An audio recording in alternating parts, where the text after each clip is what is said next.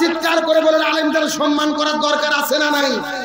এখন বলেন বাংলাদেশে আলেমদের কি সম্মান আছে? বাংলাদেশে সম্মান আছে শিল্পী মমতাজের। এ কথা কর না কে? যেই মমতাজ 15 বছর ধরে এমপি ছিল, জোরে বলেন কয় বছর? কিন্তু এইবার কিন্তু আর এমপি হতে পারে নাই। নৌকা একেবারে ডুবে ফেলাইছে। সারা জীবন গান গাইলো, ফাইটা যায়, জোড়া দেওয়ার বুদ্ধি নাই। কিন্তু এইবার মমতাজ হারিয়ে যাওয়ার পরে মনে খুবই ব্যথা। হারিয়ে যাওয়ার পরে আপনারা ভিডিওতে দেখেছেন একেবারে হাউমাউ করে কান্না করতেছে। মানে মনে হচ্ছে বাপদাদার পৈতৃক সম্পত্তি, 15 বছর এমপি ছিল, ওর হাউস মেটেনি, ওর ধান্দা মৃত্যুর আগ পর্যন্ত ওকে এমপি থাকতে হবে। কথা কন না কে? আমার তো মনে বলে তুমি সারা জীবন গান গাইছো, ফাইটে যায়, বুকটা ফাইটে যায়। এখন যে তুমি হারিয়ে গেছো, তোমার মনের মধ্যে কষ্ট, তুমি কান্না করতেছো, এখন তোমার ফাইটে যায়, গান বলা দরকার ছিল। এ কথা কন না কে? তাহলে তোমার ঘটনার সঙ্গে বাস্তবতার মিলে যেত। 15 বছর পার হয়ে গেছে, জনগণের কোনো খেদমত করেনি, এলাকার কোনো খেদমত করেনি। মমতাজকে দিয়ে লাভ হয়েছে কি? সংসদ গরম হয়েছে। কথা কর না কে? সংসদ কি হয়েছে? 15 বছর সংসদে ছিল। আমি জীবনে আর কোনো বক্তব্য ইউটিউবে দেখিনি। যখনই 5 মিনিট টাইম পাই তখনই গান গাওয়া শুরু করে। এ কথা কর না কে? মানে ওর কাজ শুধু গান গায়ে সংসদ গরম করা। এখন আমি আপনাদের জিজ্ঞেস করি, সংসদ কি গান গাওয়ার জায়গা, আনন্দ করার জায়গা? যেই সংসদের পবিত্র সংসদ, আল্লামা সাঈদী যেই সংসদে কোরআনের কথা বলেছে, ওই সংসদে মমতাজ 15 বছর ধরে গান গায়ে গাইয়ে আজকে জনগণ বিতৃষ্ণে তাকে ভোট দেয় নাই, তাকে উঠাতে দেয় নাই, সেই এমপি হতে পারে নাই, সে হারিয়ে গেছে। এগুলো হলো কার খেলা? আরো জোরে বলেন। কিন্তু তার মন মানতেছে না। আমার দিকে লক্ষ্য করেন, এই মমতাজ এমন কিছু গান গাইছে যেই সমস্ত গান মানুষের ঈমান আকীদাকে নষ্ট করে দেয়। এই মমতাজ একটা গান গাইছে, খাজা বাবা মারহাবা গেছিল বাবার গুণগান, আছে না নাই? আরো জোরে বলেন। এই গানের মধ্যে বলতেছে, আকাশটা কাঁপছিল কেন, জমিনটা নাচছিল কেন, বরফের ঘামছিল কেন, সেই দিন গান গাইছিল বাবা সেই দিন। খাজা বাবা মারহাবা গেছিল বাবার গুণগান। এখন আমি আপনাদেরকে জিজ্ঞাসা করে বলেন কি আপনাদের জীবনে কোনদিন কি দেখেছেন আকাশটা কাঁপতেছে? আপনারা কোনদিন কি দেখেছেন জমিনটা নাচতেছে? তার মানে বোঝা গেল আকাশও কাঁপে না, জমিনটাও নাচে না। এইগুলো হলো ভণ্ডামি আর শয়তানের দাদা। আরো জোরে কোন আলেমদেরকে নিয়ে কত অশ্লীল গান গাইছে। আজকে সে সম্মান না পাওয়ার অন্যতম কারণ কি? আমার দিকে তাকান। সে বলেছে আমি জনদরদি, জনগণের খেদমত করব, অথচ তার মাকে সেবা করেনি। এ কথা কোন? তার নিজের বৃদ্ধ মা কান্না করে অভিশাপ করেছে। তার 3টে বোন, তাদের জমি দেয়নি, বাড়ির থেকে বের করে দিয়েছে। যে মায়ের হক আদায় করে না, বোনের হক আদায় করে না, এরা কখনো জনদরদি হতে পারে না। এরা ভোটের আগে আল্লাহর ওলি সাজে, কলার গাছ দেখলেও সালাম দেয়, আর ভোটের পরে খুঁজে পাওয়া যায়। আরো যারা বলেন খুঁজে পাওয়া যায়। এই জন্য আমরা মমতাজকে বলতে চাই, গান গাওয়ার জায়গা সংসদ নয়, যা করেছে ভুলে যাও। এইরকম গান বাজনার জায়গা আর কখনো সংসদে হতে পারে না। আর বাংলাদেশের একটা অন্যতম ইসলাম বিদ্বেষী শক্তি আছে, যার নাম হলো হাসানুল ওয়াকিনু। কি নাম বললাম? যার একটা মিম্বর হওয়ার যোগ্যতা নাই। নৌকা মার্কার প্রার্থী নিয়ে 15 বছর এমপি, এইবার আল্লাহর রহমতে নৌকাকে ডুবাই দিয়েছে, এমপি হতে পারেনি। খেলা কার? আরো জোরে কোন? আজকে সে হারে যায় বলতেছে নির্বাচনে কারচুপি হয়েছে। 15 বছর তুমি এমপি ছিলা, তখন কারচুপি হলো না। আজকে হারে যায় বলতেছো কারচুপি। এগুলো সিটারি বাটপারি ছাড়া কিছু হতে পারে না। বিনা ভোটে এমপি মন্ত্রী হয়ে ইসলামের বিরুদ্ধে বলো, আলেমদের বিরুদ্ধে বলো, বিসমিল্লাহ কাটতে চাও, রাষ্ট্র ধর্ম কাটতে চাও। আমরা বলতে চাই এই নাস্তিকদের জানাজা কোনো হুজুরের দ্বারা হবে না। আমরা হুজুররা যদি একদল হয়ে ওরা কিছু করতে পারবে, তার বাস্তব প্রমাণ আমার দিকে দেখান। গত 6 বছর আগে এই বাংলাদেশে একজন সব্যসাচী কবি ছিল শামসুর রহমান। এই শয়তান বলছিল ফজরের যখন আজান দেয় মনে হয় ব্যবসা তার খরিদ্দারকে ডাকতেছে। জোরে নাউজুবিল্লাহ। এ মরার পরে ঢাকা শহরে আমরা সব হুজুর একদল হয়েছি, আর জানাজা কেউ পড়বো না। পুলিশ যায় তাকে বড় মসজিদের ইমাম আগে বলে চলে গেছে, কিন্তু মুয়াজ্জিন আছে, মুয়াজ্জিনকে জোর করে ধরে নিচ্ছে নামাজ পড়ানোর জন্য। মুয়াজ্জিনকে আমরা বললাম, এই মুয়াজ্জিন তুমি নামাজ পড়াইলা কেন?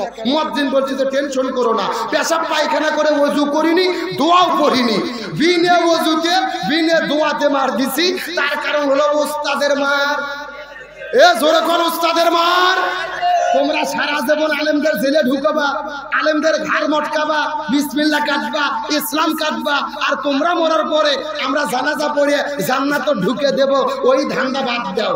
জোর করে নিয়ে যাবে নামাজ পড়ানোর জন্য, আল্লাহু আকবার বলে চুপ করে থাকবো, কোনো দোয়া পড়বো না, ফাটা বাটা। এ জোরে কোন, জোরে কোন? একটা মেম্বার হওয়ার তোমার যোগ্যতা নাই, আর তুমি ইসলামের বিরুদ্ধে কথা বলো, এগুলো মানা যাবে? সংক্ষেপ শেষ করে দেবো নাকি?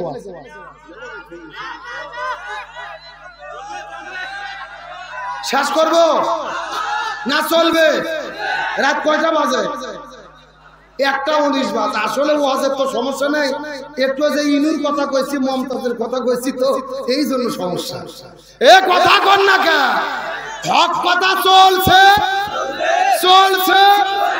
আমরা কোন দলের বিরুদ্ধে না, যারা ইসলামের বিরুদ্ধে আমরা তাদের বিরুদ্ধে।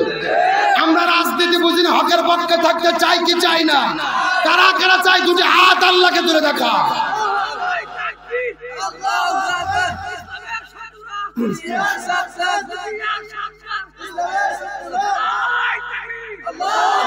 আল্লাহ কবুল করুক, বলেন আমিন। তাহলে চিৎকার করে বলেন তো দেখি শর্ত দিয়েছে কয়টা? আরো জোরে বলে। এর ওপরে মুসলমান গভীর মনোযোগ।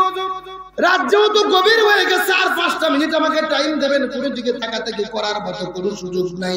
আমি সর্বশেষ একটা মেসেজ দেওয়ার পরে আপনাদের মধ্য থেকে ছোট মানুষ বিদায় নিয়ে চলে যাওয়ার চেষ্টা করব। কথাগুলো সুন্দর করে বোঝার চেষ্টা করবেন। এই 4টা শর্ত দেওয়ার পরে পরের দিনে সকালবেলা খাজা যখন পৃথিবীর মধ্য থেকে বিদায় নিয়ে চলে গেল, খাজার মৃত্যুর পরে চতুর্দিক থেকে হাজার হাজার মানুষেরা তারা জানাজার নামাজ পড়ার জন্য তার কাছে রেডি হয়ে গেছে। লক্ষ লক্ষ মানুষ আছে তার কাছে, চোখের পানি ফেলে কান্না করতেছে।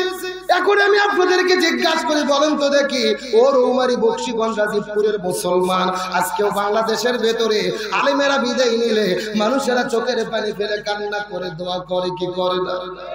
এই যে গত 4 বছরের মধ্যে আমরা লক্ষ্য করে দেখলাম, এই বাংলাদেশের মধ্য থেকে বিদায় নিয়ে চলে গেল শাইখুল হাদিস আল্লামা আহমদ শাহ শফি রাহিমাহুল্লাহ, আমাদের মধ্য থেকে বিদায় নিয়ে চলে গেল আল্লামা জুনাইদ বাবু নগরী রহমাতুল্লাহ আলাইহি, আমাদের মধ্য থেকে বিদায় নিয়ে চলে গেল আল্লামা নূর হোসেন কাসেমী রহমাতুল্লাহ আলাইহি। এই যে বাংলার জমিন থেকে মাত্র 3 মাস আগে আমাদের মধ্য থেকে বিদায় নিয়ে চলে গেল ওই যে কোরআনের পাখি, যিনি অর্ধশত বছর ধরে গোটা পৃথিবীর মধ্যে ঘুরে ঘুরে কোরআনের মাহফিলে আলোচনা করেছে, যারা আলোচনা শুনে হাজার হাজার মানুষ কালেমা পড়ে মুসলমান হয়েছে। যেই কোরআনের পাখিটাকে কাবা ঘরের মধ্যে ঢোকার অনুমতি দেওয়া হয়েছিল, ওই মানুষটা কাবা ঘরের মধ্যে ঢুকে নামাজের অনুমতি পাইলে কাবা শরীফের ইমাম যার কপালের মধ্যে চুমু খাইল, ওই কোরআনের পাখি আল্লামা সাইদি যখন আমাদের মধ্য থেকে বিদায় নিয়ে চলে গেছে, পুরো বাংলাদেশের ভেতরে এমন কোন গ্রাম নাই, এমন কোন মসজিদ নাই যে জায়গার ভেতরে শত শত মানুষেরা চোখের পানি ফেলে দোয়া করে না। 68,000 গ্রামের মধ্যে তার জন্য দোয়া হয়েছে। তাম পৃথিবীর কোটি কোটি মিলিয়ন মিলিয়ন মানুষেরা আল্লামা সাইদের জন্য চোখের পানি ফেলে কান্না করে করে দোয়া করেছে। এই রৌমারীর মুসলমান, আল্লাহ আমাকে তৌফিক দান করেছিল, আমিও তার জানাজায় উপস্থিত হতে পেরেছিলাম। আল্লাহ আমাকে সুযোগ দান করেছিল, আমি পিরোজপুরে তার জানাজার মধ্যে উপস্থিত হয়েছিলাম। 2 মিনিটের মধ্যে অভিজ্ঞতার কথা বলবো, আমি জীবনের মধ্যে কত জানাজার মধ্যে উপস্থিত হলাম। ওই কোরআনের পাখি আল্লামা সাইদি যখন বিদায় নিয়ে চলে গেল, আল্লামা সাইদির মৃত্যুর পরে মানুষেরা চোখের পানি ফেলে কান্না করে করে করে করে দোয়া করেছে। জানাজা করার জন্য যখন বগুড়া থেকে ঢাকার দিকে রওনা করেছি, ঢাকায় যাবার পরে যখন ফজরের নামাজের আজান হয়ে গেল, আল্লামা সাঈদীর জানাজাটা দেওয়ার কথা ছিল ঢাকা শহরের ভিতরে। যেই মানুষটা দুইবারের এমপি ছিল, যেই মানুষটা ঢাকা শহরের বদ্ধবাসা আছে, তারপরও তাকে জানাজাটা করতে দিল না। তার লাশটিকে আপনারা দেখলেন কুকুর ছাগলের মতো টেনে টেনে টেনে টেনে দিয়ে যাওয়া হয়েছে। এই বাংলার মুসলমান একজন আলেম পৃথিবী থেকে বিদায় নেওয়ার পরে তার জানাজা করতে না দেওয়া, তার লাশের সঙ্গে বেয়াদবি করা, নিঃসন্দেহে বাংলার জমিনে এর চাইতে বড় জুলুম আর একটাও হতে পারে না। আমার বন্ধুগণ, মুসলমান ভাড়া গভীর মনোযোগ। সকাল 7টার দিকে ঘোষণা হলো ঢাকা শহরের মধ্যে কোরআনের পাখির জানাজা হবে না, জানাজা হবে পিরোজপুর। আমরা ঢাকার মধ্য থেকে রওনা করলাম পিরোজপুরের উদ্দেশ্যে। 7টার দিকে রওনা করে 10টার দিকে পিরোজপুরে চলে গেছে। কিন্তু এই জায়গায় যাওয়ার পরে লক্ষ্য করে দেখি আশ্চর্যজনক ঘটনা, যেই মাঠের মধ্যে আল্লামা সাঈদীর জানাজা হবে ওই মাঠ থেকে কমপক্ষে 15 কিলো দূর পর্যন্ত হাজার হাজার গাড়িতে জাম হয়ে গেছে। লক্ষ লক্ষ মানুষের রাস্তাগুলো ব্লক হয়ে গেছে। মাত্র 3 ঘন্টার পরিচয়ে 3 ঘন্টার প্রচারে পুরো দেশের মধ্য থেকে লক্ষ লক্ষ মানুষেরা পঙ্গপালের মতো কান্না করে করে ছুটে ছুটে ছুটে ছুটে চলে আসে। আমার বন্ধুগণ, মুসলমান ভাড়া গভীর মনোযোগ। বেলা 2টার দিকে জানাজা হওয়ার কথা, 1টার দিকে জোর করে যখন জানাজাটা শুরু হয়ে গেল, আমি জানাজার মধ্যে উপস্থিত ছিলাম। এই ছোট্ট জীবনের মধ্যে কত মানুষকে দেখেছি, বাবা মা মারা গেলে সন্তান কান্না করে না, অথচ কোরআনের পাখির যখন জানাজা শুরু হয়ে গেল লক্ষ লক্ষ মানুষের কান্না দেখার পরে আমার মনে হয়েছে আল্লাহ মনে হয় হাসরের ময়দানের একটা চিত্র এই জমিনের মধ্যে দেখায়া দিল। লিল্লাহি তাকবীর। কিন্তু আল্লাহওয়ালা ব্যক্তি যখন কোন জমিনের মধ্য থেকে বিদায় নিয়ে চলে যায়, ওই কোরআনের পাখি আমাদের মধ্য থেকে বিদায় নিয়ে চলে গেছে।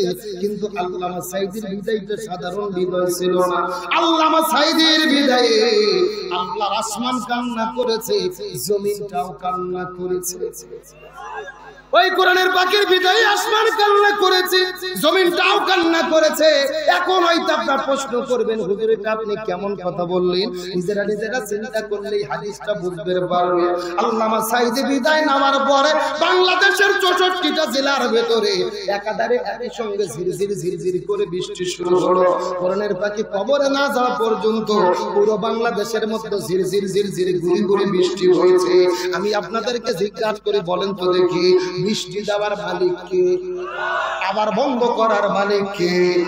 এ মুসলমান কুড়িগ্রামের ভালো করে বোঝার চেষ্টা করবেন। এই জায়গার মধ্যে শেষ নয়, ওই কোরআনের পাখিরা যখন বিদায় নিয়ে চলে গেছে, ওই কোরআনের পাখির বিদায়ের মাত্র 9 মিনিট পরে পুরো ঢাকা শহরটা ভূমিকম্পে কেঁপে উঠেছে।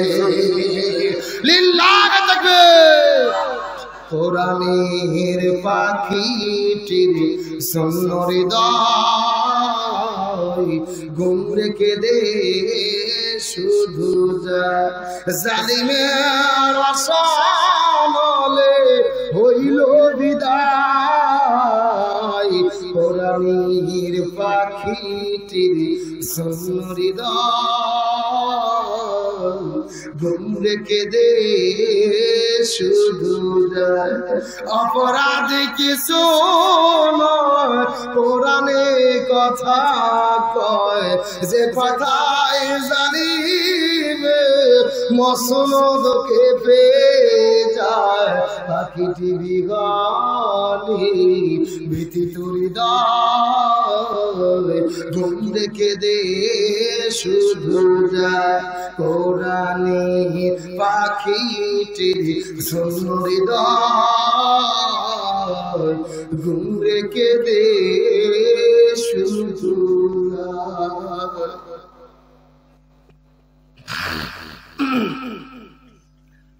ইমানদারদেরকে সম্মানিত করবেন কে? আরো জোরে বলেন। আমার বন্ধুগণ, মুসলমান বারা গভীর মনোযোগ।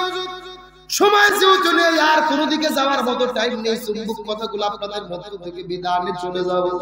ওই যে আপনাদের মধ্যে বলতেছিলাম খাতা কুতুবউদ্দিন বিদানে চলে গেছে, মনে আছে না? নাই। আমার পৃথিবীর মধ্য থেকে হাজার হাজার লক্ষ লক্ষ মানুষেরা জানাজা পড়ার জন্য এর উপরে মুসলমান গভীর মনোযোগ কথাগুলো বোঝার চেষ্টা করবেন। আসর নামাজ পার হয়ে যায়, জানাজা হয় না, জোহর নামাজ পার হয়ে গেছে কিন্তু জানাজা হয় নাই। হাজার হাজার মানুষেরা কান্না করতে করতে বলে রে তোমরা কি খাজার জানাজাটার নামাজ পড়বো না? আমরা অনেক দূর থেকে এসেছি, আমরা বাড়ির দিকে ফেরত চলে যেতে চাই, তোমরা কি জানাজার নামাজ পড়বো না? এমন সময় একটা ছাত্র দাঁড়িয়ে চিৎকার করে বলে, এ পৃথিবীর মানুষেরা রে, আজকে খাজার জানাজা হবে না, তোমরা বাড়িতে চলে যাও, আমরা বিনা জানাজায় খাজার লাশটাকে দাফন করতে চাই। আমার বন্ধুগণ মুসলমান মারা গভীর মনোযোগ। এই কথা বলার পর লক্ষ লক্ষ মানুষেরা চিৎকার করে কান্না করে, না তোমরা তো বললেই হবে না, তোমরা তো বললেই হবে না, জানাজার নামাজটা পড়তে হবে। এই কথা বলার পর একজন ছাত্র চিৎকার করে ডাকতে বলে, তোমরা ভালোভাবে জেনে নাও, খাজার মৃত্যুর পূর্বে আমাদের কাছে 4টে ওসিয়ত করে গেছে। তার মৃত্যুর পরে যেই লোকটা জানাজার নামাজের ইমামতিত্ব করবে তার মধ্যে কমপক্ষে 4টে গুণ থাকা লাগবে। তবে দুর্ভাগ্যজনক বিষয় হলো ওই খাজা সকালবেলা বিদায় নেওয়ার পর থেকে এখন পর্যন্ত আমরা খোঁজাখুঁজি করেছি, এই 4টে গুণের একটা লোক আমরা কোন পর্যন্ত খুঁজে পাই না। এই কথা বলার পর লক্ষ লক্ষ মানুষ চিৎকার করে বলে, 1000 ছাত্ররা তোমরা মনোযোগ দিয়ে শুনে নাও, খাজার মৃত্যুর আগে 4টা শর্ত দিয়ে গেছে। এই 4টা শর্ত গুলো কি কি তো আমাদের তো জানা নেই। এই ছাত্ররা রে একজন জানানোর পরে লক্ষ মানুষের মধ্যে চিৎকার করে ঘোষণা দিয়ে বলো, খাজার জানাজা পড়তে গেলে কি কি 4টা শর্ত লাগবে, এই 4টা শর্তের কথা বলে দাও। এই 4টা শর্তের একজন লোক অন্তত এই লক্ষ মানুষের ভেতরে থাকলেও থাকতে।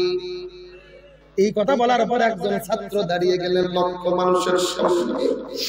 ছাত্রটা কান্না করতে করতে বলে, পৃথিবীর মানুষেরা তোমরা লক্ষ্য করে মনোযোগ দিয়ে শুনে নাও, খাজা পৃথিবী থেকে বিদায় নিয়ে চলে গেছে, তার মৃত্যুর পরে জানাজার নামাজের ভিতরে এই 4টা গুণ যার থাকবে সেই নামাজের ইমামতিত্ব করবে। এই লক্ষ মানুষের আরে এই লক্ষ মানুষের ভেতরে 4 জন গুণের একটা মানুষ দরকার। তোমাদের মধ্যে এমন কি কোন লোক আছে নাকি যে লোকটা 40 বছর ধরে জামাতে তাকবীরে উলার সঙ্গে নামাজ আদায় করেছে? তোমাদের মধ্যে এমন কি কোন লোক আছে নাকি যে লোকটা 40 বছর ধরে তাহাজ্জুদের নামাজটাও পড়তে ভুল করো নাই?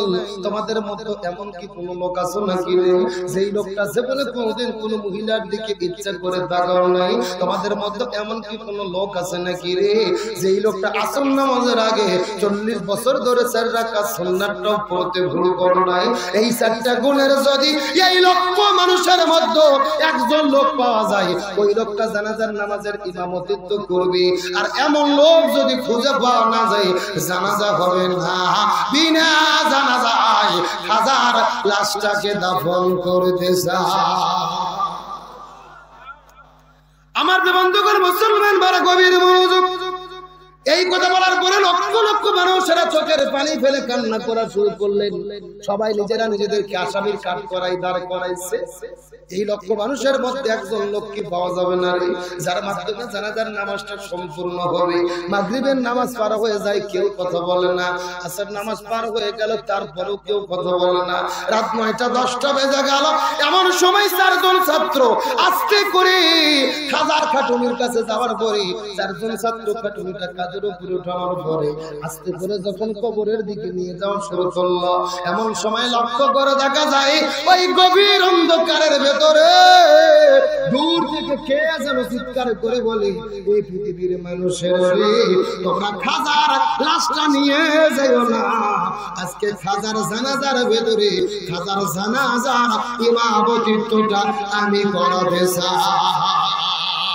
লিল্লাহি তাকবীর। এই কথা বলার পরে লক্ষ লক্ষ মানুষ জানাজার নামাজ বন্ধ করে দিলেন। কেউ জানাজার নামাজের জন্য দাঁড়াই না, ওই মানুষটির দিকে দৌড়ানো শুরু করলো। ওই মানুষটা কোন মানুষ রে? যেই মানুষটা 4টে গুণ অর্জন করেছে, যেই মানুষটা 4টে গুণ অর্জন করে জানাজার নামাজের ইমামতিত্ব করে। গভীর মনোযোগ, শেষ কথাগুলো ভালো করে বোঝার চেষ্টা করবেন। এরপরে লক্ষ্য করে দেখে লোকটা কান্না করতে করতে ওই খাটুনির কাছে যাওয়ার পরে কান্না করতে করতে ডাকতে বলে, তুমি পৃথিবী থেকে বিদায় নিয়ে চলে গেলে, কিন্তু আমার জীবনের মধ্যে এত বড় ক্ষতি তুমি কেন করে? খাজা তুমি পৃথিবী থেকে বিদায় নিয়ে চলে গেলে, কিন্তু আমার জীবনের এত বড় ক্ষতি তুমি কেন করে গেলে রে খাজা? এই 4টা আমল আমি করেছি, দুনিয়ার কোন মানুষে জানে না। এই 4টা আমল আমি করেছি, আমার স্ত্রী সন্তান জানে না। এই 4টা আমল আমি করেছি, পাড়া প্রতিবেশী জানে না। একমাত্র আল্লাহর সন্তুষ্টির জন্য গোপনে গোপনে আমল করেছে। খাজা তুমি বিদায় নিয়ে চলে গেলে, এই যে লক্ষ মানুষের সামনে আমার গোপন আমলের কথা তুমি কেন প্রকাশ করে গেলে? আগামীকালকে সকালবেলা এই লক্ষ মানুষের সঙ্গে যখন আমার দেখা হবে, এই মানুষগুলো আমার প্রশংসা করবে, তুমি তো পাস করেছো, তুমি তো সেরা হয়েছো, তুমি তো সবার চাইতে সেরা। এই কথা বলে যখন আমার বারবার প্রশংসা করতে থাকবে, শয়তান তো বসে থাকবে না, আমার মনের মধ্যে খুব মন্ত্রণা দেবে। শয়তান বোঝানোর চেষ্টা করবে কথাটা তো সত্য, তুমি তো সেরা, কেউ তো পাস করতে পারে নাই, তুমি পাস করতে পেরেছো। খাজা তুমি বিদায় নিয়ে চলে গেলে, এই 4টা আমলের কথা লক্ষ মানুষের মধ্যে কেন বলে গেলে? এই মানুষের আমার প্রশংসা করবে, শয়তান আমার মনে কুমন্ত্রণা দেবে। আর আমার মনের মধ্যে যদি বিন্দু মাত্র অহংকার হয়, আমি তো সেরা হয়েছি। আমার নবীজি হাদিস শরীফের মধ্যে বলে, কেউ যদি আমল করার পরে বিন্দু মাত্র অহংকার করে যায়, ওই বিন্দু মাত্র অহংকার করার কারণে আল্লাহ তাআলা তার ইবাদত গুলোকে ধ্বংস করে দেয়। খাজা তুমি পৃথিবী থেকে বিদায় নিয়ে চলে গেলে, অথচ আমার জীবনের এত বড় ক্ষতি তুমি কেন করে গেলে? এইরকম কান্না করতে করতে লোকটা সর্বশেষ খাজার হাতটা ধরার পরে চিৎকার করে বলে, খাজা রে তুমি তো বিদায় নিয়ে চলে গেলে, তোমার কাছে একটা ওসিয়ত করতে চাই রে খাজা। ওই হাসরের ময়দানে আল্লাহ যদি তোমার উপরে রাজি খুশি হয়ে যায়, আর আল্লাহ যদি তোমাকে সুপারিশ করার মতো সুযোগ দেয়, তুমি আল্লাহর কাছে বলিও, আল্লাহ যেন আমার আমলগুলোকে বরবাদ করে না দেয়। মুসলমান গভীর মনোযোগ। সারা জীবন আলোচনা শুনে কি লাভ হবে? সারা রাত ধরে আলোচনা শুনে কি লাভ হবে? একটা মেসেজ যদি আপনারা মাহফিল থেকে নিয়ে বিদায় নিয়ে চলে যেতে না পারে। এই কথা বলার পরে লোকটা জানাজার নামাজের জায়গায় দাঁড়িয়ে গেল। লক্ষ লক্ষ মানুষেরা চোখের পানি ফেলে কান্না করে। ছাত্রগুলো কান্না করার কারণ হলো, আমাদের শিক্ষক বিদায় নিয়ে চলে গেল, আমরা নামাজ পড়াতে পারলাম না। আত্মস্বজনের কান্না করার কারণ হলো, আমাদের বাবা বিদায় নিয়ে চলে গেল, জানাজার নামাজ পড়াতে পারলাম না। এই কান্না করতে করতে লোকটা ডান দিকে সালাম ফিরলো, আবার বাম দিকে সালাম ফিরলো, নামাজ শেষ হয়ে গেল। কিন্তু নামাজ শেষ হওয়ার পরে অলৌকিক ঘটনা ঘটে গেল। খাজার লাশটা কবরে দেওয়া হবে, অথচ খাজার লাশটাকে দেখার জন্য, শেষ বিদায় দেওয়ার জন্য খাজার কাছে কেউ যায় না। হাজার হাজার লক্ষ লক্ষ মানুষেরা ওই মানুষটির কাছে চলে যায়। ওই মানুষটা কোন মানুষ রে? যেই মানুষটা জানাজার নামাজের ইমামতিত্ব করলো, যেই লোকটা 4টে গুণ অর্জন করতে পারলো, ওই লোকটার পরিচয় এই যে লক্ষ লক্ষ মানুষ জানতে চায়। আপনারা জানতে চান কি? চান? আরো জোরে বলেন। আর মিনিট 5 টাইম কি আমাকে দেওয়া যাবে? আমার বন্ধুগণ, মুসলমান ভাড়া গভীর মনোযোগ, কোন দিকে তাকাতাকি নাই, গভীর মনোযোগ দিয়ে শেষ মেসেজটা ভালো করে আপনারা বোঝার চেষ্টা করবেন। এই কথা বলার পরে লক্ষ লক্ষ মানুষ ওই মানুষটির কাছে ছুটে গেল। ওই মানুষের কাছে যাওয়ার পরে লক্ষ্য করে দেখে আশ্চর্যজনক ঘটনা, যেই মানুষটি খাজার জানাজার নামাজের ইমামতিত্ব করেছে, ওই লোকটা দুনিয়ার বড় কোনো মুফতি নয়, ওই লোকটা দুনিয়ার বড় কোনো মুহাদ্দিস নয়, ওই লোকটা দুনিয়ার বড় কোনো হুজুর নয়, ওই লোকটা দুনিয়ার বড় কোনো ফকির নয়। যেই লোকটা খাজার মৃত্যুর পরে জানাজার নামাজের ইমামতিত্ব করেছে, ওই লোকটার পরিচয় হলো ওই সময়ের ভেতরে যিনি দিল্লি সালতানাতের রাষ্ট্রপতি খাজা শামসুদ্দিন আলতামাশ রহমাতুল্লাহ আলাইহি। লিল্লাহি তাকবীর। গভীর মনোযোগ দিয়ে কথাটা মাথার মধ্যে ঢুকান। ওই লোকটা বড় কোনো হুজুর নয়, ওই লোকটা বড় কোনো মুফতি নয়, বড় কোনো মুহাদ্দিস নয়, ওই লোকটা ছিল দিল্লির রাষ্ট্রপতি। এই গভীর মনোযোগ দিয়ে কথাটা বোঝার চেষ্টা করবেন। ওই সময় কিন্তু দিল্লিটা সাধারণ দিল্লি ছিল না। ভারত, বাংলাদেশ, পাকিস্তান, মায়ানমার, নেপাল, ভুটান সব কিছু মিলেছিল ভারত উপমহাদেশ। আর উপমহাদেশের রাজধানী ছিল দিল্লি। আর ওই দিল্লি রাষ্ট্রপতি ছিল খাজা শামসুদ্দিন আলতামাশ রহমাতুল্লাহ। গভীর মনোযোগ দিয়ে কথাটা ধারণ করার চেষ্টা করবেন। দীর্ঘ 1.5 ঘন্টা ধরে ঘটনাটা আপনাদের মধ্যে বলার কারণটা কি, এর পেছনে শিক্ষাটা কি? এই রৌমারীর মুসলমান লক্ষ টাকা খরচ করে এই মাহফিল করে কি লাভ হবে যদি আমাদের জীবনের পরিবর্তন না হয়, যদি আমাদের ঈমান আমলের পরিবর্তন না হয়? এই আলোচনা করার উদ্দেশ্য হলো ওই লোকটা রাষ্ট্রপতি থাকার পরে 40 বছর ধরে যদি জামাতে নামাজ আদায় করতে পারে, আমরা কেন পারবো না? ওই লোকটা 40 বছর যদি তাহাজ্জুদ নামাজ পড়তে পারে, আমরা কেন পারবো না? ওই লোকটা যদি শোকের ইবাদত করতে পারে, আমরা কেন পারবো না? ওই লোকটা যদি আসরের আগে 4 রাকাত সুন্নাতটা পড়তে পারে, আমরা কেন পারবো না? একদিন আমাদেরকে তো অন্ধকার কবরের মধ্যে চলে যেতে হবে। কারো বাবা বিদায় নিয়ে চলে গেছে, কারো মা বিদায় নিয়ে চলে গেছে, কারো দাদা বিদায় নিয়ে চলে গেছে, কারো দাদি বিদায় নিয়ে চলে গেছে। কত আত্মস্বজন আমাদের চোখের সামনে বিদায় নিয়ে চলে গেল। আমাদেরকে তো অন্ধকার কবরের মধ্যে চলে যেতে হবে। আল্লাহর কোরআন ডাকতে বলে, আল্লাযী খালাকাল মাউতা ওয়াল হায়াতা লিয়াবলুয়াকুম আইয়ুকুম আহসানু আমালা। আমি তোমাদের জীবনকে সৃষ্টি করেছি পরীক্ষা করার জন্য। আমি লক্ষ্য করে দেখব কারা ভালো ভালো আমল করতে পারে। এর ওপরে মুসলমান গভীর মনোযোগ, শেষ কথাগুলো সুন্দর করে বোঝার চেষ্টা করবেন। নবীর মেয়ে ফাতেমা রাদিয়াল্লাহু তাআলা যখন পৃথিবীর মধ্য থেকে বিদায় নিয়ে চলে গেলেন, হযরত আবু যর রাদিয়াল্লাহু তাআলা জান্নাতুল বাকির মধ্যে চলে গেছে কবর খোঁড়ার জন্য। ওই জান্নাতুল বাকির মধ্যে যাওয়ার পরে লক্ষ্য করে দেখতে পারে ওই জান্নাতুল বাকির পূর্ব কোণে একটা সবুজ রঙের বাতি জ্বলতেছে, যেই বাতির সঙ্গে কোনো তার নাই, যেই বাতির সঙ্গে কোনো সুইচ নাই, বিনা তারে বিনা সুইচে আল্লাহ সবুজ রঙের একটা বাতি জ্বালায়া রেখেছে। হযরত আবু যর রাদিয়াল্লাহু তাআলা ওই বাতির ছায়া বরাবর আস্তে করে কবর করা শুরু করলেন। কবর খুঁড়তে খুঁড়তে কবরকে ডাকতে বলে, খবরদার খবরদার, তুই বেয়াদবি করবি না। এই কবরের মধ্যে এমন একজন মানুষ আসবে যিনি জান্নাতি যুবকদের সরদার হাসান হোসেনের মা ফাতেমা। এ কবর খবরদার খবরদার, তুই বেয়াদবি করবি না। এই কবরের মধ্যে এমন একজন আসবেন যিনি আসাদুল্লাহিল গালিব হযরত আলীর স্ত্রী ফাতেমা। এই খবরদার কে বেয়াদবি করবেন। এই কবরের মধ্যে এমন একজন আসবে যিনি জান্নাতি নারীদের সরদার ফাতেমা। এইরকম পাগলের মতো আবু যর কবরের কাছে কথা বলতে থাকে, কিন্তু কবরের মধ্য থেকে কোন সাউন্ড আসে না। হযরত আলী রাদিয়াল্লাহু তাআলা আস্তে করে বাড়ির মধ্যে গেলেন। যাওয়ার পরে লক্ষ্য করে দেখে ফাতেমা রাদিয়াল্লাহু তাআলা নিজে নিজে শেষ গোসল করেছে, নিজে নিজে কাপড়ের কাপড়টা পরেছে। ডান হাতে হাসানকে ঘুমাই দিয়া, বাম হাতে হোসেনকে ঘুমাই দিয়া নিজে নিজে ফাতেমা শেষ ঘুম ঘুমাই গেছে। আলী রাদিয়াল্লাহু তাআলা আফসোস করে বলে, ফাতেমা তুমি তো পৃথিবী থেকে বিদায় নিয়ে চলে গেলে, হাসানকে ঘুমাই দিয়া হোসেনকে ঘুমাই দিয়া নিজে নিজে তো তুমি শেষ ঘুম ঘুমাই দিলে। কিন্তু সকালবেলা যখন হাসান হোসেনের ঘুম ভেঙে যাবে, তখন যদি মা মা বলে ডাক দেয়, আমি তখন কিভাবে তোমাকে ঘুম থেকে উঠাবো? সাজে গুজিয়ে দে মোরে সজনী তোরা, সাজিয়ে গুজিয়ে দে মোরে, সাজিয়ে গুজিয়ে দে মোরে সজনী তোরা, সাজিয়ে গুজিয়ে দে মোরে। বড়ই পাতার গরম জলে ছোঁয়ায় আমার শাড়ির তলে, বড়ই পাতার গরম জলে,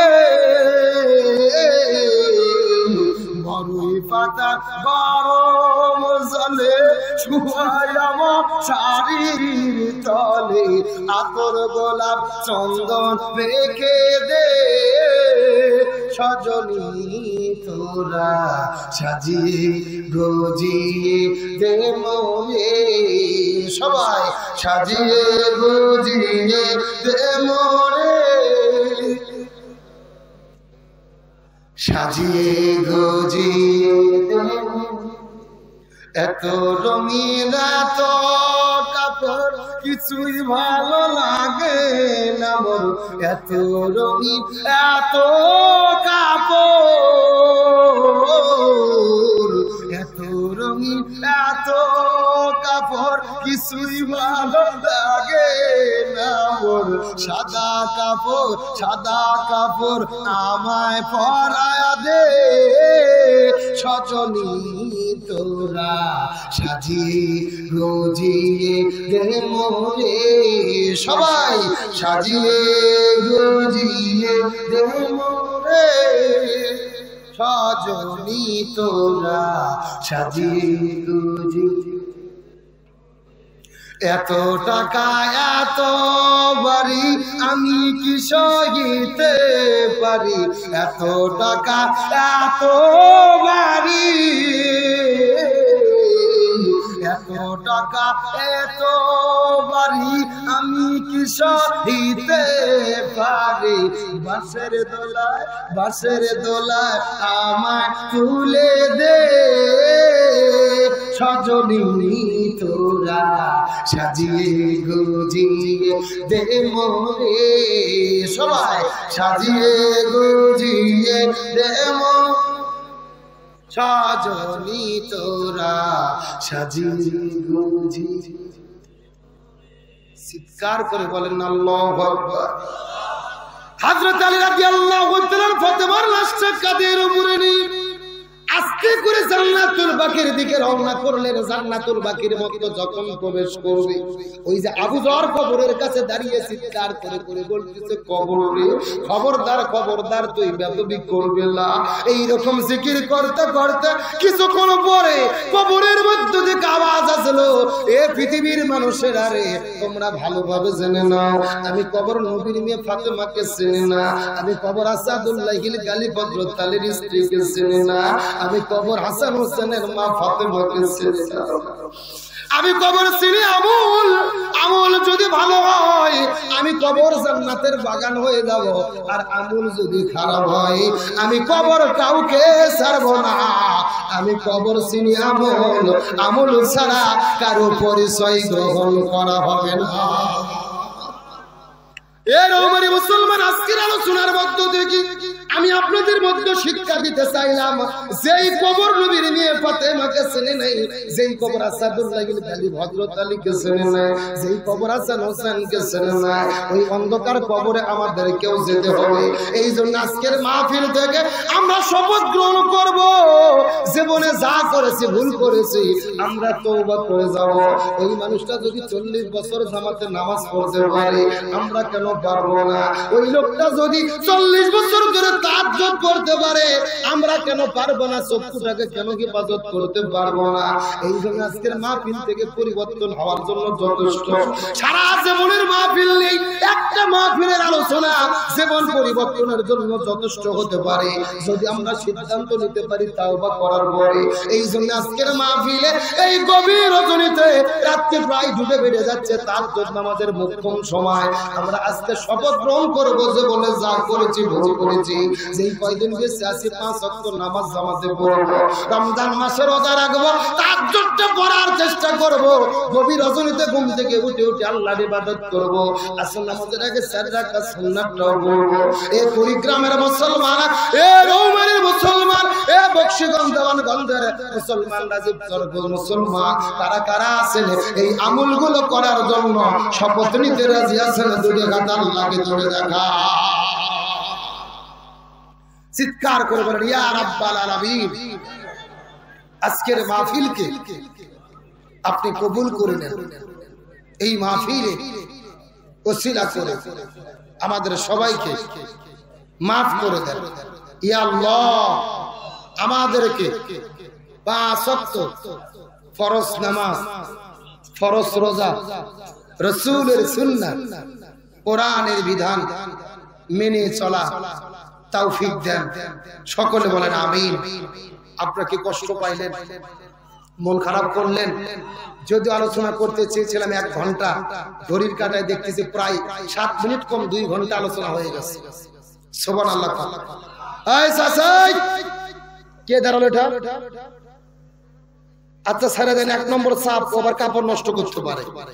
আমি গত 3 বছর আগে রংপুরে মাহফিল গেছি, কিছু লোক 1 আঙ্গুল উঠে চলে যাচ্ছে, কিছু লোক 2 আঙ্গুল, 1 আঙ্গুল হলো প্রসাব, 2 আঙ্গুল হচ্ছে বাথরুম পায়খানা, কিছু যুবক দেখি 3 আঙ্গুল উঠেছে।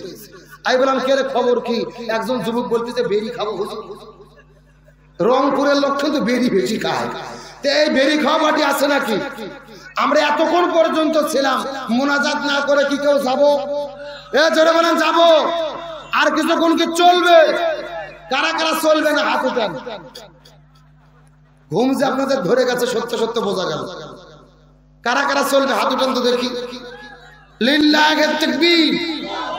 হাত নামান, আগের মতো সাউন্ড নাই। আপনাদের এখানে কি ফুটবল খেলা হয়? বিয়ে অবিয়ে খেলা হয় না? এক পাশে যারা বিয়ে করছে তারা, আর এক পাশে যারা বিয়ে করেনি তারা, এরকম খেলা হয় না? প্রথমে তাকবীর দেবে যারা বিয়ে করেনি তারা অবিয়ে, তারপরে তাকবীর দেবে যারা বিয়ে করেছে তারা। দেখি কাদের সাউন্ড বেশি দেখার দরকার আছে না নাই? প্রথমে হাত উঠাও তো অবিবাহিত কারা কারা দেখি। যারা যারা বিয়ে করলে হাত উঠাও। লিল্লাহি তাকবীর। হাত নামা। এখন যারা যারা বিয়ে করেছেন বাবাজিরা মুরব্বীরা দেখি, যারা যারা বিয়ে করেছেন হাত উঠান। যারা যারা বিবাহিত, জি হ্যাঁ, লিল্লাহি তাকবীর। কি বাপজান সাউন্ড শুনতে বসি? আপনারা বিয়ে করছেন এই জন্য বলতেছেন। আসলে বিয়েলাদের সাউন্ড বেশির কারণ হলো বিয়েলাদের সংখ্যা বেশি।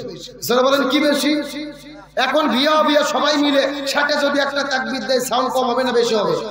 সবাই মিলে এমন একটা তাকবীর দেব, আশেপাশে কোনো সার পোকা, তেলা পোকা, কুই পোকা, ইসলাম বিদ্বেষী শক্তি যদি থাকে ওদের অন্তরের জন্য কাঁপুনি সৃষ্টি হয়। রাজি আছেন? সবাই টান টান করে হাত উঠান দেখি সবাই। ওই চাচা হাত উঠাই, ছেলে হাত উঠাও, হাত গুলো করে নাড়ান, ঘুম সেরকম নাড়ান। আলহামদুলিল্লাহ করে হাত গুলো মুষ্টি করেন, মুষ্টি। লিল্লাহি তাকবীর। আল কোরআনের আলো, আল হাদিসের আলো, দুনিয়ার মুসলিম, ইসলামের শত্রুরা, কোরআন আছে যেখানে, হাদিস আছে যেখানে, আল কোরআনের আলো ঘরে ঘরে জালো, সংসদে জালো, সারা বাংলায় জালো, দুনিয়ার মুসলিম, ইসলামের শত্রুরা, লিল্লাহি তাকবীর। আলহামদুলিল্লাহ ভাই, আমার কলেজে ঠান্ডা হয়ে গেছে। রাত বাজতেছে 10 মিনিট কম 2টে, অথচ আপনাদের চোখের দিকে চাই মনে হচ্ছে সন্ধ্যা 7টা বাজে। এ কথা কর না কে? মানে রাত 1:45 কখন পার হয়ে গেছে আমরা বুঝতেই পারি। ওই যে ছেলে পেলে দেখেন, ওরা 2 ঘন্টা ধরে ধরে থেকে মত শুনতেছে, তাও ওরা বসতেছে না। এই ছেলে, এই বসেন বসেন, এই জালালি, মদিনার গোলামি আমায় দে, এই জালালি মোরে, মদিনার গোলামি আমায় দে। ও মাশাআল্লাহ, হাই হাই। কেরে যুবকরা তাহিরিকে চেনো না? ওরে বাবা, তাহিরের ভক্ত আছে। আরে ভাই, সরকার ডিজিটাল দেশ চলতেছে, ডিজিটাল আলোচনা করা লাগবে, ডিজিটাল। কতক্ষণ ঠিক কিনা? আলোচনা চলছে। তার আগে আপনাদেরকে আমি একটা প্রশ্ন করতে চাই। আজকের মাহফিল হওয়াতে আপনারা খুশি না বেজার? এই মাহফিল প্রতি বছর হোক, আপনারা চান কি চান না? কারা কারা চান না হাত তোলেন। আলহামদুলিল্লাহ সবাই চান। যথেষ্ট কালেকশন হয়েছে। আমি প্রায় 2 ঘন্টা আলোচনা করেছি। আমি আপনাদের মধ্যে যদি একটার দিকেই কর্তৃপক্ষ আমাকে শেষ করতে বলেছিল তাও শুনিনি, আরো ওয়াজ করছি। এখন আমি আপনাদের মধ্যে 1 মিনিট টাইম চাই। এই হাজারো মানুষের মধ্যে থেকে মাত্র 10 জন লোক ছিল। এই পৃথিবীতে 10 জন সাহাবী বেঁচে থাকা অবস্থায় জান্নাতের সুসংবাদ পেয়েছে। এই 10 জন সাহাবীর নাম ধরে ধরে মাত্র 10 জন লোক, কমপক্ষে 1000 টাকা, বেশি পারলে 2000 5000, যত পারেন তত ভালো, কমপক্ষে 1000, পারলে নগদে, না পারলে বাকিতে লিখে দেবেন, যখন পারেন তখন দেবেন। 10 জন লোক মাত্র 2 মিনিটে। কে আছেন 1 নম্বরে? হাত উঠান। হুজুর আমি দেব 1000 টাকা, অথবা 1 মণ ধান, 1 মণ ভুট্টো, 1 মণ আলু মাদ্রাসার জন্য দেবেন সময় মতো। 1 নম্বর নাম কি? কি? শুকুর আলী। কত? 1000 টাকা। এই করো, খাতাতে লিখে দেন। দ্রুত। লিল্লাহি তাকবীর। শুকুর আলী ভাই নগদাই দেবে, চলে আসতেছে। 1000 টাকা আল্লাহ তাআলা কবুল করুন, বলেন আমিন। 2 নম্বরে কে আছেন? হাত উঠান তো দেখি। দ্রুত দ্রুত 2 নম্বরে কে আছেন হাত উঠান। হুজুর আমি দেব 1000 টাকা অথবা 1 মণ ধান, 1 মণ আইনে চলে যাবেন। তার মৃত্যুর পূর্বে সমস্ত ছাত্রদেরকে ডাকতে বলে, এ ছাত্ররা আমি পৃথিবী থেকে বিদায় নিয়ে চলে যাব, তবে আমার মৃত্যুর পরে জানাজার নামাজ পড়ার কোনো দরকার নাই। আমার মৃত্যুর পরে তোমরা বিনা জানাজায় আমার লাশটাকে দাফন করে দিবি। গভীর মনোযোগ দিয়ে কথাগুলো সুন্দর করে বোঝার চেষ্টা করবে। এই কথা বলার পরে ছাত্ররা কান্না শুরু করে দিলেন। হুজুর এটা আপনি কেমন কথা বলেন? আপনি তো ভারত উপমহাদেশের মধ্যে একদম জগৎ বিখ্যাত আল্লাহর ওলি, অথচ আপনি বিদায় নিয়ে চলে যাবেন। আপনার মৃত্যুর পরে কেন জানাজার নামাজ পড়তে পারবো না? এই কথা বলার পরে খাজা ডাকতে বলে, আমার মৃত্যুর পরে কেউ যদি জানাজার নামাজের ইমামতিত্ব করতে যায়, তার মধ্যে কমপক্ষে 4টে গুণ থাকা লাগবে, তার মধ্যে কমপক্ষে 4টে শর্ত থাকা লাগবে।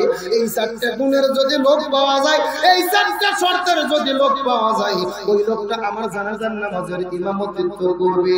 আর এই 4টে শর্তের যদি মানুষ পাওয়া না যায়, জানাজা দেওয়ার দরকার নাই রে। বিনা জানাজায় আমার লাশটাকে তোমরা দাফন করে দিবি। কয়টা শর্তের কথা বলেছেন বলেন তো? এই কথা বলার পরে ছাত্ররা কান্না করতে করতে বলে, হুজুর আপনি তো বিদায় নিয়ে চলে যাবেন, আপনার মৃত্যুর পরে যেই লোকটা জানাজার নামাজ পড়াবে তার মধ্যে 4টে গুণ থাকা লাগবে। এই 4টে গুণগুলো কি কি দয়া করে বলেন তো দেখি। খাজা ডাকতে বলে, এই 4টে গুণের ভেতরে প্রথম নম্বর গুণ হলো, আমার মৃত্যুর পরে যেই লোকটা জানাজার নামাজ আদায় করবে, এই লোকটা এমন একজন লোক হবে যেই লোকটা 40 বছর ধরে একাধারে তাকবীরে উলার সঙ্গে জামাতে নামাজ আদায় করেছি। চিৎকার করে বলেন কত বছর? আরো জোরে বলেন। সেই লোকটা 40 বছর ধরে জামাতে নামাজ আদায় করেছে। আমার মৃত্যুর পরে সেই লোকটা জানাজার নামাজের ইমামতিত্ব করবেন, তার মধ্যে 2 নম্বর যেই গুণটা থাকা লাগবে, শুধু 40 বছর ধরে ফরজ নামাজ আদায় করলে হবে না। যেই লোকটা আমার জানাজার নামাজের ভেতরে ইমামতিত্ব করবেন, ওই লোকটা এমন একজন লোক হবে যেই লোকটা 40 বছর ধরে ফরজ নামাজ পড়ার পাশাপাশি রাতের বেলা ঘুম থেকে উঠে 40 বছর ধরে তাহাজ্জুদের নামাজটাও পড়তে কোনোদিন মিস করে না। 1 নম্বর 40 বছর ধরে জামাতে নামাজ আদায় করেছে, 2 নম্বর 40 বছর ধরে তাহাজ্জুদের নামাজটা আদায় করেছে। 3 নম্বর গুণ হলো, যেই লোকটা যুবক হওয়ার পরে জীবনে কোনোদিন কোনো মহিলার দিকে ইচ্ছা করে তাকায় নাই, যদি চোখ চলে গেছে আবার চোখটা সে কান থেকে ফিরাইয়া নিয়েছে। আর 4 নম্বর গুণ হলো, আমি আপনাদেরকে জিজ্ঞাসা করি বলেন তো দেখি, ও রৌমারীর মুসলমান, আসরের ফরজ নামাজ কয় রাকাত? আরো জোরে বলেন। এই 4 রাকাত ফরজের আগে সুন্নাত আছে কয় রাকাত? এই 4 রাকাত পড়া তো দূরের কথা, অনেকে আমরা জানি না। আরো জোরে বলেন। কথাগুলো সুন্দর করে বোঝার চেষ্টা করবে। এই জন্য খাজা ডাকতে বলে, আমার মৃত্যুর পরে যেই লোকটা জানাজার নামাজের ইমামতিত্ব করবে, ওই লোকের মধ্যে 4 নম্বর যেই গুণটা থাকা লাগবে রে, যেই লোকটা 40 বছর ধরে আসরের 4 রাকাত ফরজে লাগে, 4 রাকাত সুন্নাতটাও পড়তে ভুল করে না। এমন 4টে গুণের যদি লোক পাওয়া যায়, তাহলে তার ইমামতিত্ব আমার জানাজার নামাজ হবে। আর এমন 4টে লোক যদি খুঁজে না পাওয়া যায়, জানাজা দেওয়ার দরকার নাই, তোমরা বিনা জানাজায় আমার লাশটাকে দাফন করে দিবি। চিৎকার করে বলেন কয়টা শর্ত? আরো জোর জোর সাউন্ড নাই। আচ্ছা আপনাদের কি কষ্ট হচ্ছে নাকি? মন খারাপ করতেছেন? এই যে আমি বসে আছি একবারে মাঝখান দিয়ে সোজা, ডান দিকে 1 ভাগ, বাম দিকে 1 ভাগ। আপনারা মুখ বন্ধ করে থাকেন, আপনারা বলেন তো দেখি, খাজার জানাজার জন্য শর্ত আছে কয়টা? আরো জোরে। আপনারা মুখ বন্ধ করেন, আপনারা বলেন তো দেখি, খাজার জানাজার জন্য শর্ত আছে কয়টা? ওরে বাবা, কে ভাগ করে দেন, সাউন্ড না বাড়তেছে, তার মানে আপনারা আলসামি করতেছেন না। আমার বন্ধুগণ মুসলমান ভাইরা গভীর মনোযোগ। ডানে যারা আছেন কথা বলবেন, বামে যারা আছেন কথা বলবেন, মঞ্চে যারা আছেন তারাও কথা বলবেন। সবাই মিলে চিৎকার করে একসঙ্গে বলেন তো দেখি, খাজার জানাজার জন্য শর্ত আছে কয়টা? আরো জোরে জোর হলো না। এই চারটা শর্তের মানুষ পাওয়া যায় কিনা আর জানাজা হয় কিনা হয়, মিনিট 10 আলোচনা কি চলবে? এ জোরে বলেন চলবে, কিন্তু কোনো ওটা উঠি করা যাবে? ওই ছেলে বসো, বসে গেছে আলহামদুলিল্লাহ। আলোচনা চলছে,